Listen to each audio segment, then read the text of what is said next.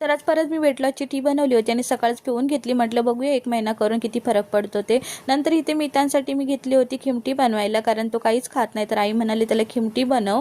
तर आम्ही लहान असताना ना आई आम्हाला ना अशी खिमटी बनवून द्यायची, म्हणजे गावठी तांदळाची असायची, म्हणजे आमच्या शेतातले वर्षभर पुरेल असे एवढे तांदूळ आमची आई बाजूला करून ठेवायचे आणि बाकीचे ते विकून टाकायचे. म्हणजे विदाऊट पावडरचे ते तांदूळ असायचे आणि त्या तांदळाची बनवलेली खिमटी फार छान लागायची. अजूनही आम्ही आजारी झालो ना तरी पण अशी खिमटी बनवतो आणि खातो. आम्हाला सगळ्यांना फार आवडते. नंतर इथे मी घेतलं होतं रात्रीचं जेवण बनवायला.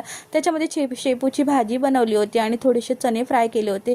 फार छान लागतात, असे तुम्ही नक्कीच करून घ्या. मुलं आजारी असली ना तर काहीच समजत नाही. मी आज काही फारसं म्हणजे आज काही खास नव्हतं आणि व्हिडिओ पण नव्हते बनवले होते, कारण मी त्यांचं सारखं चाललं होतं मम्मी घेऊन बस. आणि हे मी मागवले होते 2 ब्लँकेट सासू सासऱ्यांसाठी, कारण गावाला खूप थंडी असते. आणि मग एक सासऱ्यांसाठी आणि एक सासूसाठी, कारण मिस्टर रविवारी गावाला जाणार आहेत. कसे आहेत ते तुम्ही नक्कीच सांगा आणि प्लीज माझ्या चॅनलला लाईक करा, शेअर करा आणि सबस्क्राईब